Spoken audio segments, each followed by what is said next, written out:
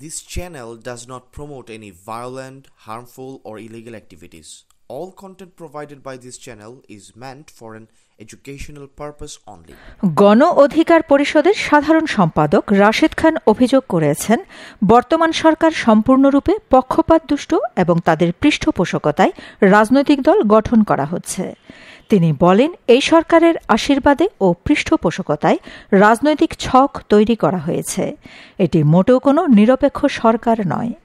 10ই March বেসরকারি television যমুনার 24 ঘণ্টায় এমন তির্যক মন্তব্য করেন রাশেদ খান। গণপরিষদ নির্বাচন ও সংসদ নির্বাচন প্রসঙ্গে রাশেদ খান বলেন, তারা গণপরিষদ নির্বাচনের ধারণাকে সামনে এনে এক ধরনের বিভ্রান্তি সৃষ্টি করতে চায়। জনগণ কিন্তু সরাসরি ভোট দিয়ে তাদের জনপ্রতিনিধি নির্বাচন করতে চায়। তিনি দাবি করেন, সাধারণ মানুষের কাছে গণপরিষদ নির্বাচন সম্পর্কে কোনো স্পষ্ট ধারণা নেই এবং এটি পরিকল্পিতভাবে জনগণের ওপর চাপিয়ে দেওয়া হচ্ছে। বাংলাদেশের জনগণ নির্বাচন বলতে কিন্তু ভোট দিয়ে তার জনপ্রতিনিধি নির্বাচন করবে সেটিকেই বোঝে। গণপরিষদ, আপনি একজন রিক্সা চালক, ভ্যান চালক বা একজন শিক্ষিত মানুষের কাছেও কিন্তু আপনি গণপরিষদের উত্তর পাবেন না। সরকার পরিচালনার পদ্ধতি নিয়ে সমালোচনা করে গণ অধিকার পরিষদের সাধারণ সম্পাদক বলেন, আমরা অতীতে দেখেছি, শুরুতে মিষ্টি মিষ্টি কথা বলা হয়, কিন্তু পরে ষড়যন্ত্রের চিত্র প্রকাশ পায়। আজকের সরকারও এনজিও ভিত্তিক একটি প্রশাসন গড়ে তুলেছে, যেখানে কেবল নির্দিষ্ট ব্যক্তি ও প্রতিষ্ঠানকে গুরুত্ব দেওয়া হচ্ছে। 11 সরকার কিন্তু শুরুতে এমন মিষ্টি মিষ্টি কথা তারা বলল যে মনে হচ্ছে তারা দেবতা রূপে আবির্ভূত হয়েছে। পরবর্তীতে আমরা দেখলাম যে তারা ষড়যন্ত্রকারী। এখন এই যে একটা এনজিও গভর্নমেন্ট ক্ষমতায় রয়েছে, আজকেও দেখেন একজন প্রধান উপদেষ্টার বিশেষ সহকারী, তাকে পদত্যাগে বাধ্য করা হয়েছে। এখন তারা এনজিও এবং গ্রামীণ ব্যাংকের কর্মকর্তা ছাড়া কাউকে কিন্তু আপন মনে করছে না। আমার তো এখন সন্দেহ লাগছে যে তারা আসলে এক ধরনের ষড়যন্ত্রের মধ্যে লিপ্ত হতে যাচ্ছে। সবাই না, তাদের মধ্যে কেউ কেউ এই কাজে আসলে আমার কাছে মনে হয় যে তারা ষড়যন্ত্রের মধ্যে রয়েছে। প্রধান উপদেষ্টাকে নানানভাবে তারা বিভ্রান্ত করছে। দেখেন, রাশেদ খান বলেন, প্রধান উপদেষ্টার বিশেষ সহকারীকে পদত্যাগে বাধ্য করা হয়েছে। এটি স্পষ্টভাবে প্রমাণ করে যে সরকারে একটি ষড়যন্ত্রমূলক পরিবেশ বিরাজ করছে। সংস্কার ও বিচারের অঙ্গীকার নিয়ে যারা সরকারে গিয়েছিলেন, তারা কেন হঠাৎ পদত্যাগ করছেন? তারা যদি সত্যিই সংস্কার করতে চাইতেন, তাহলে দায়িত্বে থেকেই তা করতেন। গণ অধিকার পরিষদের সাধারণ সম্পাদক আরও বলেন, আমাদের রাষ্ট্র সংস্কারের আকাঙ্ক্ষা ছিল। আমরা চেয়েছিলাম সরকার জনগণের দাবি অনুযায়ী কাজ করবে, কিন্তু আমরা এখন দেখতে পাচ্ছি এই সরকার জনগণের স্বার্থ রক্ষা করতে ব্যর্থ হয়েছে। ওবায়দুল কাদের 3 মাস নিরাপদে থেকে দেশ ছেড়ে পালিয়েছেন, আর সরকার হাসিনার বিচার করতেও সক্ষম নয়। তাহলে এই সরকারের উদ্দেশ্য কি? যেটি হোক না কেন, আমার কথা হলো যে আপনি তো সপ্তাহখানেক আগে বা 4-5 দিন আগে আপনি পদত্যাগ করেছেন। দল গঠন তো একটি ধারাবাহিক প্রক্রিয়া। এমন না যে একটি দল সবাই মিলে তৈরি করেছে আর আপনি সেখানে এসে হঠাৎ করে পদত্যাগ করে বসে গেলেন। যদি এরকম হয়, প্রধান উপদেষ্টাও তার একটা দলকে গঠন করলে তিনি এসে সেই দলে বসে যাবেন, সেটিকে আপনি মানবেন? আমি মানব? কোনোভাবেই এটি আসলে গ্রহণযোগ্য না। কথা হলো যে বাংলাদেশের জনগণ চেয়েছে যে এই সরকারে যারা অন্তর্ভুক্ত হয়েছে তারা রাষ্ট্র সংস্কার করবে, গণহত্যার বিচার করবে।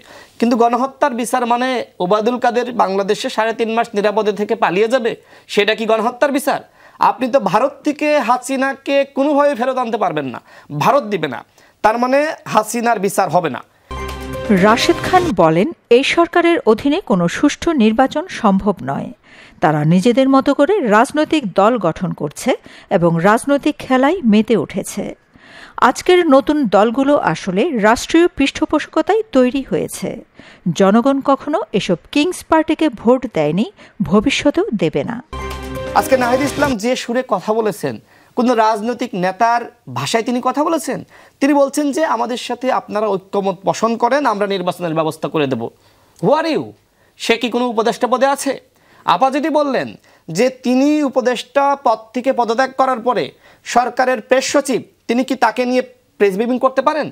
যদি পারেন তাহলে আমাকে নিয়ে করুক, বিএনপির মহাসচিবকে নিয়ে করুক। তারা তো নৈতিকভাবে প্রশ্নবিদ্ধ। তারা একদিকে বলছেন যে নাহিদ ইসলাম প্রধানমন্ত্রী হবেন, তিনি কি বলছেন রাশেদ খান প্রধানমন্ত্রী হবেন, তারেক রহমান প্রধানমন্ত্রী হবেন? এই কথা বলতেছেন। এই সরকার মোটেও নিরপেক্ষ সরকার না। এই সরকারের পৃষ্ঠপোষকতায় আশীর্বাদে ওই হেয়ার রোডে মন্ত্রীপাড়ায় বসে রাজনৈতিক দলের ছক তৈরি করা হয়েছে। এই সরকার এই দল ডক্টর ইউনূসের দল, স্পষ্টভাবে বলতে হবে। ডক্টর ইউনূস নিজেই তার বক্তব্যের মাধ্যমে প্রমাণ করেছে যে এই দল ডক্টর ইউনূসের নির্দেশনায়, ডক্টর ইউনূসের পরামর্শে গঠিত হয়েছে। মানে আপনি কিংস পার্টি গঠন করেছেন, আপনি স্বীকার করতে সমস্যা কি? স্বীকার কিন্তু তারা করছে কিভাবে জানেন? তারা বলতেছে যে বিএনপি তো কিংস পার্টি, জাতীয় পার্টি তো কিংস পার্টি। তার মানে যখন প্রশ্নটা তাদের দিকে যাচ্ছে, তারা কিন্তু এইভাবে কিন্তু পরোক্ষভাবে স্বীকার করে নিচ্ছে। রাশেদ খান দাবি করেন, গণ অধিকার পরিষদ দীর্ঘদিন ধরে আন্দোলন সংগ্রাম চালিয়ে যাচ্ছে। 2018 সাল থেকে 2024 সাল পর্যন্ত আমরা লড়াই করে আসছি, কিন্তু এখন কিছু নতুন বিপ্লবী দেখা যাচ্ছে যারা এতদিন কোথাও ছিল না, অথচ আজ হঠাৎ করে সামনে চলে এসেছে। এটি কি সরকারের পরিকল্পিত কৌশল নয়? আমি ধরে নিলাম যে ডক্টর ইউনূস ছাত্রদেরকে বেশি ভালোবাসেন, এটা মনে মনে রাখবেন, কিন্তু সেই ভালোবাসা যদি তিনি প্রকাশ করেন কাজের মাধ্যমে, নিরপেক্ষ না থাকতে পারেন, তখন তো অভ্যুত্থানের অন্যান্য শক্তিরা তারা মনে করে যে আমাদের মাইনাস করার একটি চিন্তায় ইউনূস রয়েছে বা এই সরকার রয়েছে। এই কারণেই কিন্তু নতুন দলটিকে নিয়ে এই ধরনের সমালোচনা। এখন সমালোচনা মানেই কি আসলে দলটিকে ভয় পাওয়া হচ্ছে? যে প্রশ্ন আপনি আমাকে করলেন যে আপনারা কেন কিংস পার্টিকে ভয় পাচ্ছেন, আমরা তো ভয় পাচ্ছি না। কিন্তু আমার কথা হলো যে সরকারটি রয়েছে, এই সরকারটিকে সবাই ভয় পাচ্ছে যে এই সরকার কি করে। কারণ এই সরকার আনলিমিটেড সরকার। এই সরকার কি করতে চাই, এই সরকার কবে ইলেকশন দিতে চাই, সরকারের পরিকল্পনা কি, সেটি আমরা বা আপনি আমরা কেউ জানি না। সরকার নিজেই বলেছে, সরকার প্রধান বিবিসির সাথে সাক্ষাৎকারে তিনি বলেছেন যে রাষ্ট্র সংস্কার তো শুরুই করি নাই, আবার তারা রাষ্ট্র সংস্কার করতে চায়। তাহলে কতদিন তারা সময় নেবে, সেই প্রশ্নকে আমি করতে পারি না। এখন দেখেন সরাসরি কথায় আসি, সেটি হলো এই ধরনের সরকার যদি ব্যর্থ হয় তাহলে সব থেকে ক্ষতিগ্রস্ত হয় রাজনৈতিক দলগুলো। কারণ কি? কারণ 11-11 ইতিহাস কিন্তু আমরা ভুলে যাইনি। যখন তত্ত্বাবধায়ক সরকার ব্যর্থ হয়েছে তখন কি সেনা শাসন জারি হয়েছে।